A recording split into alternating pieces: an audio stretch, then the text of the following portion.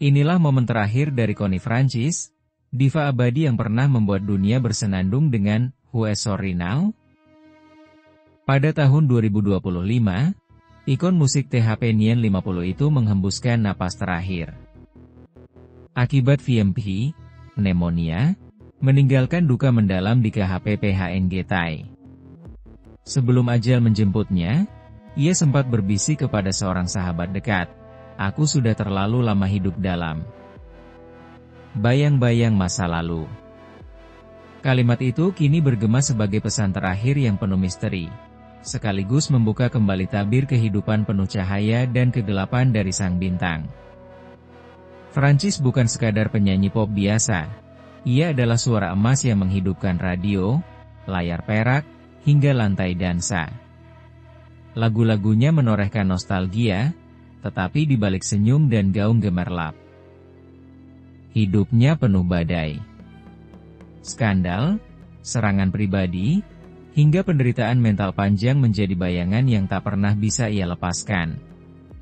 Ia sempat mengalami trauma hebat akibat sebuah tragedi yang hampir menghancurkan karirnya selamanya, sebuah luka yang hingga kini masih dianggap tabu untuk dibicarakan secara terbuka di media arus utama. Kematian Connie Francis di usia lanjut membawa publik kembali pada satu pertanyaan besar. Apakah ia pernah benar-benar bahagia? Meski karirnya bergelimang kesuksesan, hidup pribadinya ibarat serangkaian perang kecil dengan industri hiburan, dengan keluarga, dan bahkan dengan dirinya sendiri. Pneumonia hanyalah akhir biologis, tetapi luka-luka batin yang ia bawa sepanjang hidup seolah sudah membunuhnya perlahan jauh sebelum itu. Kabar wafatnya menyebar cepat, dari New York Times hingga Paris Match, dari Los Angeles ke Berlin. Media menulis dengan nada getir, penggemar menyalakan lilin digital di media sosial. Dan para musisi muda menyebutnya, The Original Heartbreak Voice. Tetapi yang membuat berita ini semakin mengguncang adalah kenyataan bahwa Francis telah lama menarik diri dari sorotan. Seolah ia sendiri tahu bahwa dunia hanya ingin mengingatnya sebagai gadis bergaun glamor dengan suara merdu, bukan sebagai seorang wanita yang terluka. Kini, dengan kepergiannya, dunia barat tak hanya kehilangan seorang penyanyi, tetapi juga saksi hidup dari era keemasan pop Amerika. Namun, di balik semua itu, masih ada rahasia gelap, cerita-cerita tersembunyi, dan kesedihan yang tak pernah terselesaikan. Dan inilah saatnya kita membuka kembali bab-bab terlupakan dari kehidupan Connie Francis. Sebuah perjalanan yang memadukan kejayaan, trauma, dan ironi yang tragis. Connie Francis bukan sekadar penyanyi. Ia adalah suara transisi dari era swing menuju pop modern. Lahir tahun 1937 dengan nama Concetta Rosa Maria Franconero, ia dibesarkan dalam keluarga imigran Italia di Newark, New Jersey. Dari kecil, ayahnya menuntut keras agar ia menjadi bintang, dan Francis sendiri sering berkata, "Ayahku adalah manajer pertamaku, sekaligus penjara pertamaku." Sebuah kalimat getir yang mencerminkan dinamika keluarga yang kaku, namun juga melahirkan bakat luar biasa. Pada akhir 1950-an, ketika rock and roll mulai mendominasi, suara khas Francis menjadi oase bagi para remaja yang masih mendambakan melodi romantis. Who's Sorry Now? Meledak di radio Amerika pada tahun 1958, disusul sederet hits seperti Stupid Cupid dan Everybody's Somebody's Fall. Francis menjelma menjadi ikon internasional, membawakan lagu dalam berbagai bahasa, Italia, Jerman, Spanyol, bahkan Jepang, membuktikan bahwa suaranya lintas batas budaya. Popularitasnya tak hanya menjangkau Amerika, tetapi juga Eropa Barat, membuatnya salah satu penyanyi wanita terlaris di era pasca perang. Namun, di balik sorotan itu, Francis hidup dalam pusaran penuh Kontradiksi. Ia adalah gadis cantik yang selalu tampil anggun, tetapi di balik panggung ia menyimpan rasa cemas, takut, bahkan trauma mendalam. Tahun 1974, dunia dikejutkan ketika Francis menjadi korban serangan brutal di sebuah hotel. Tragedi itu menghancurkan bukan hanya mentalnya, tetapi juga suaranya. Ia kehilangan sebagian kemampuan bernyanyi. Selama bertahun-tahun, ia berjuang dengan depresi dan bahkan sempat menjalani perawatan psikiatri intensif. Tragedi ini mengubah cara publik melihatnya. Dari seorang bintang glamor, Francis menjadi simbol penderitaan selebritas, wanita yang karirnya dirusak oleh kekerasan dan kerapuhan industri hiburan.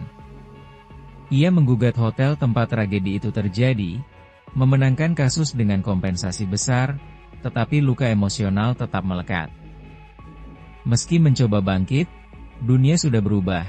Musik pop kini dikuasai oleh gelombang baru, dan Francis tak pernah benar-benar kembali ke singgasananya. Skandal juga menghantui kehidupan cintanya.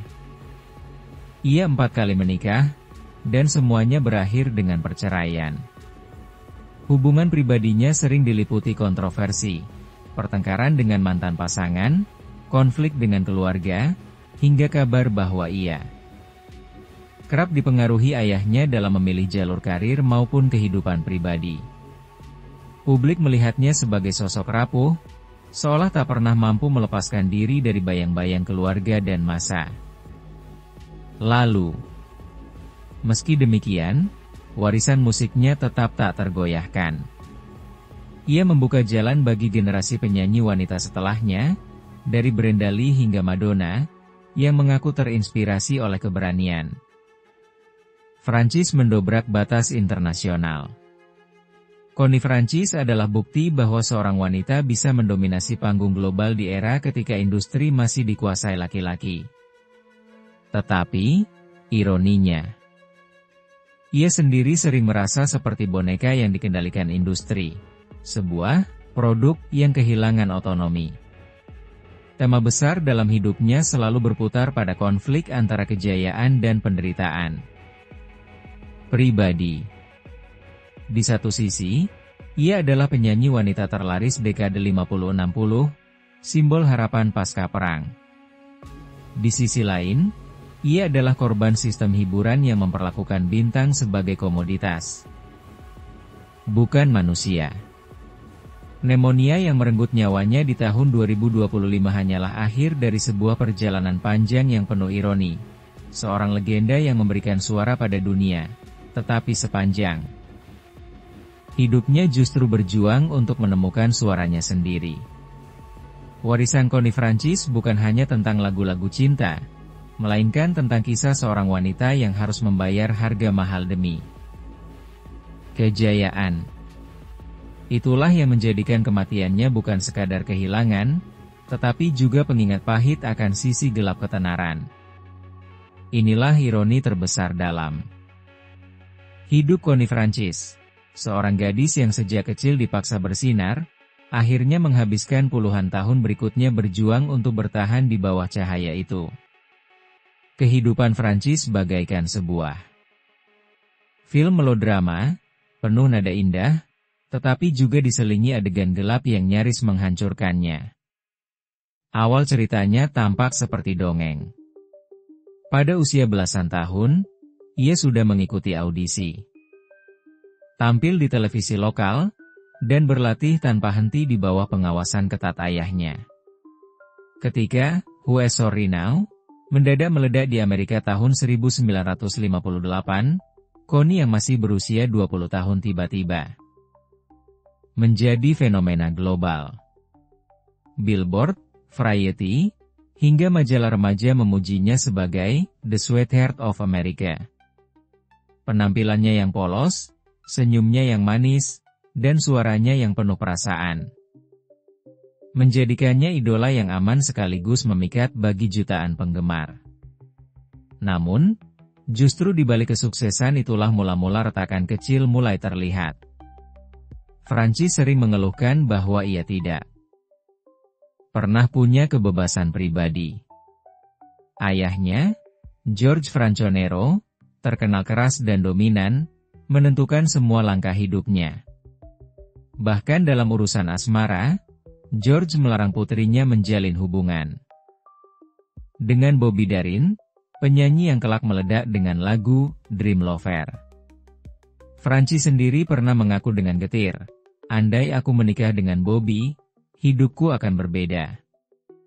Tapi ayahku bilang, "Dia tidak cukup baik untukku." Keputusan itu menjadi salah satu penyesalan terbesar hidupnya. Memasuki era 1960-an, Francis tidak hanya menguasai pasar Amerika, tetapi juga menembus Eropa dan Asia. Ia menyanyikan lagu-lagu dalam lebih dari selusin bahasa. Namun, kejayaan itu datang dengan konsekuensi, jadwal tur yang padat, tekanan industri, dan rasa kesepian yang makin mendalam. Ia sering tampil tersenyum di panggung, lalu menangis sendirian di kamar hotel. Di balik semua kilau gaun gemerlapnya, ia adalah seorang wanita muda yang merindukan kehidupan normal. Puncak tragedi datang pada tahun 1974, di sebuah hotel Long Island.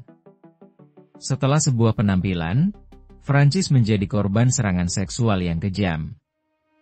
Trauma itu bukan hanya menghancurkan mentalnya, tetapi juga memengaruhi suaranya. Ia mengalami depresi berat, beberapa kali mencoba bunuh diri, dan sempat dirawat di institusi psikiatri.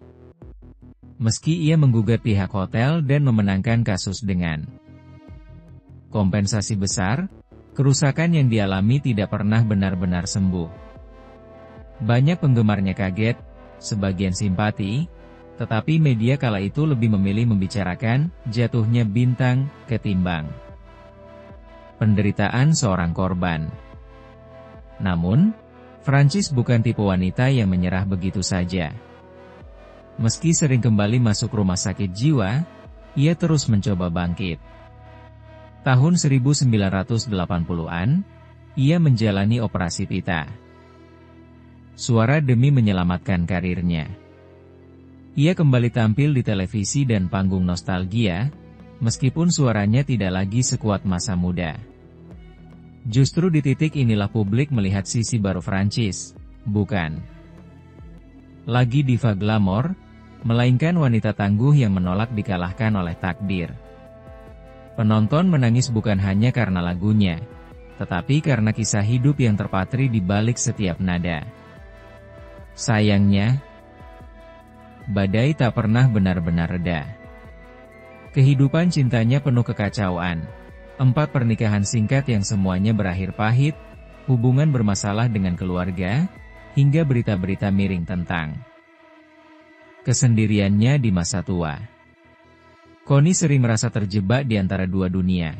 Terlalu terkenal untuk hidup sebagai orang biasa, tetapi terlalu rusak untuk kembali menjadi bintang sejati. Ia pernah berkata, "Ketika lampu panggung mati, aku hanya seorang wanita kesepian yang mencoba mengingat siapa aku sebenarnya."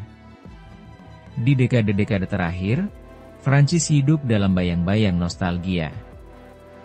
Penampilannya jarang, tetapi setiap kali ia muncul, publik menyambutnya dengan cinta.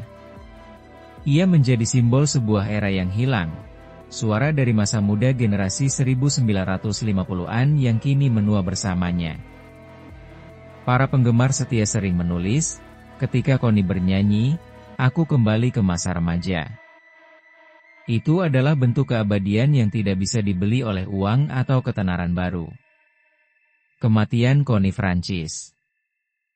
Pada tahun 2025 akibat VMP menjadi klimaks yang tak terhindarkan dari perjalanan panjang penuh liku.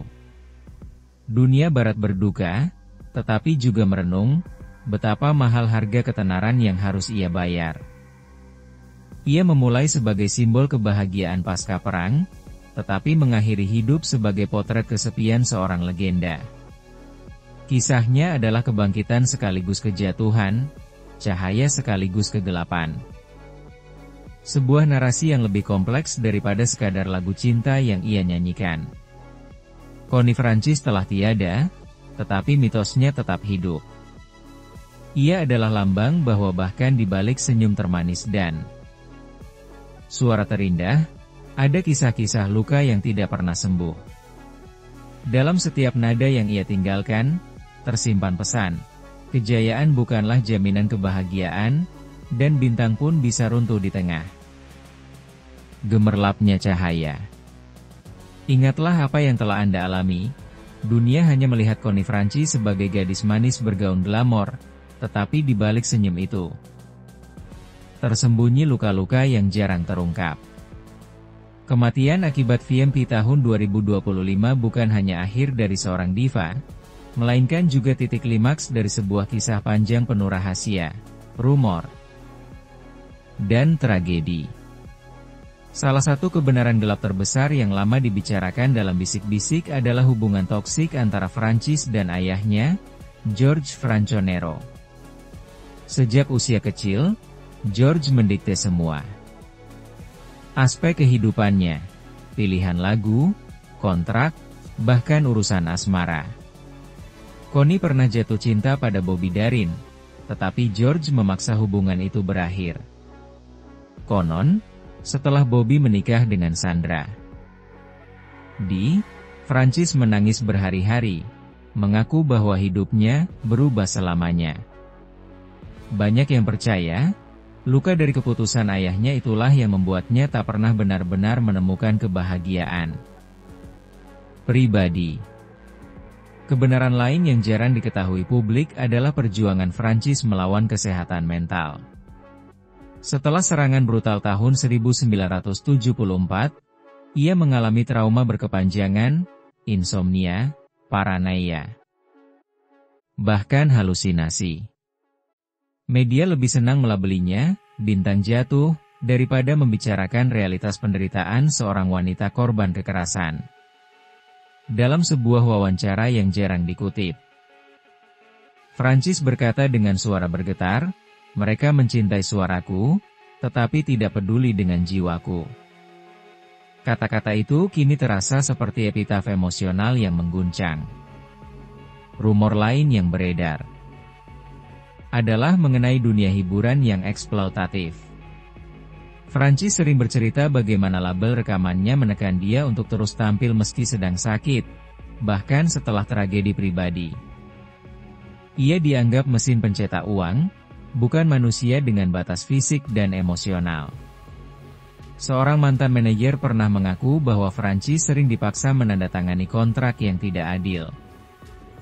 Fakta bahwa ia tetap bertahan, meski hancur di dalam, adalah bukti kekuatan sekaligus kutukan yang ia tanggung. Konflik internal pun tak pernah selesai. Francis terjebak dalam pernikahan gagal, perseteruan keluarga, dan kesepian yang semakin pekat di usia tua. Para penggemar mengenalnya sebagai penyanyi penuh cinta, tetapi dalam keseharian, ia sering mengungkapkan rasa putus asa. Dalam memoarnya, ia menulis kalimat yang menusuk, "Aku belajar menyanyi tentang cinta, tetapi aku sendiri tidak pernah berhasil memilikinya." Inilah paradoks Connie Francis, suara cinta universal, tetapi hati yang terus patah. Klimaks emosional dari kisah ini justru terjadi setelah kematiannya. Media besar seperti The New York Times menulis obituari panjang, menyoroti kesuksesan sekaligus tragedi yang membayangi karirnya. Majalah Rolling Stone menyebutnya, suara yang membawa generasi keluar dari kesedihan perang, tetapi sendiri tenggelam dalam kesedihan pribadinya. Di media sosial, ribuan penggemar menyalakan lilin virtual dan menuliskan kenangan. Lagu Connie mengiringi pernikahan orang tua saya, atau, aku belajar bahasa Jerman dari mendengarkan rekaman Connie. Generasi lama menangis karena kehilangan masa muda mereka, sementara generasi baru merasa terkejut bahwa seorang legenda bisa hidup dengan luka sebesar itu.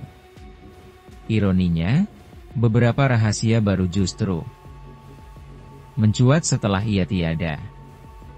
Sebuah wawancara lama yang tidak pernah tayang beredar, memperlihatkan Francis mengaku bahwa ia merasa terjebak dalam tubuh seorang legenda. Ada pula rumor bahwa ia menyimpan rekaman-rekaman pribadi yang belum pernah dipublikasikan, termasuk lagu-lagu berbahasa Italia yang ia rekam secara diam-diam tanpa restu label. Fakta-fakta ini menambah aura misteri, sekaligus mempertebal kesan bahwa dunia tidak pernah benar-benar mengenalnya. Reaksi publik penuh emosi. Ada yang memuji ketabahannya, ada pula yang mengkritik bagaimana industri hiburan gagal melindungi salah satu aset terbesar mereka. Organisasi advokasi korban kekerasan bahkan menyebut Francis sebagai pionir diam-diam, seseorang yang kisah hidupnya menjadi pengingat betapa seriusnya trauma yang dialami penyintas. Lagu-lagunya kini terdengar berbeda. Di balik melodi lembut itu, orang-orang mendengar gema penderitaan yang pernah ia sembunyikan. Pada akhirnya, kebenaran gelap yang terungkap setelah kematian Connie Francis adalah bahwa ia membayar harga termahal untuk ketenaran. Ia meninggalkan panggung dengan tubuh lemah karena pneumonia, tetapi jauh sebelumnya jiwanya sudah porak-poranda oleh tekanan keluarga, industri, dan tragedi personal. Dunia barat kini merayakan warisannya dengan air mata, mengingatnya sebagai penyanyi yang memberi suara pada cinta, tetapi juga sebagai wanita yang sepanjang hidupnya mencari cinta yang tak pernah benar-benar ia temukan. Ada sesuatu yang mistis tentang Connie Francis. Ia bukan sekadar penyanyi, melainkan simbol sebuah era, ikon yang mewakili transisi dari pasca perang menuju modernitas pop. Namun, mitos yang melekat padanya bukan hanya tentang lagu-lagu cinta abadi, melainkan juga tentang luka-luka yang ia sembunyikan. Inilah paradoks Connie Francis, wanita yang mengajarkan dunia arti kerinduan, tetapi sepanjang hidupnya sendiri dihantui kehilangan. Jika kita melihat kembali kisahnya, tampak jelas bahwa Francis bukan hanya bintang pop, melainkan korban dari mitologi ketenaran itu sendiri. Ia dilambungkan setinggi-tingginya, lalu dijatuhkan tanpa ampun ketika tragedi menghantam. Media senang membicarakan kejatuhannya, tetapi enggan mengulas panjang penderitaan personalnya. Dalam hal ini, kisah Francis bukan hanya cerita individu, melainkan cermin tentang bagaimana industri hiburan memperlakukan senimannya sebagai produk, bukan manusia. Sebagian orang menganggap Francis sebagai pionir. Ia berani menyanyikan lagu dalam berbagai bahasa, membangun jembatan budaya ketika dunia masih terpecah oleh trauma perang. Ia adalah duta musik global jauh sebelum istilah itu populer. Namun, di sisi lain, ia juga menanggung nasib tragis. Tidak pernah bisa menikmati kebebasan personal yang sederhana. Dalam mitologi selebritas, Francis adalah perawan abadi, wanita yang dipuja jutaan orang, tetapi kesepian di balik pintu kamar hotel. Dari perspektif channel ini, kisah Connie Francis memberi pelajaran pahit bahwa ketenaran adalah pedang bermata dua. Lagu-lagu seperti Who's Sorry Now atau Stupid Cupid akan selalu terdengar ceria, tetapi di balik nada-nadanya, kita tahu kini bahwa ia sedang menyanyikan kepedihan pribadinya. Itu yang membuat musiknya abadi, karena setiap kata terasa tulus, lahir dari seorang wanita yang benar-benar memahami arti kehilangan. Bagi audiens, pertanyaan yang patut direnungkan adalah, apakah kita, sebagai penonton dan penggemar, juga bagian dari sistem yang menekan seorang artis hingga hancur? Kita merayakan kesuksesan mereka, tetapi apakah kita peduli pada penderitaan mereka? Kisah Connie Francis menantang kita untuk lebih kritis terhadap mitos selebritas, bahwa di balik gemerlap ada manusia nyata dengan luka yang tidak selalu terlihat. Opini kami sederhana, Connie Francis adalah mitos hidup yang akhirnya runtuh, tetapi meninggalkan rahasia yang lebih berharga daripada ketenaran itu sendiri. Rahasia bahwa musik bukan hanya tentang nada, melainkan tentang jiwa yang rela hancur agar dunia bisa merasa utuh. Dan mungkin, itu sebabnya kita masih mendengar suaranya. Sampai hari ini, karena ia memberi bagian terdalam dari dirinya, meski harus kehilangan segalanya.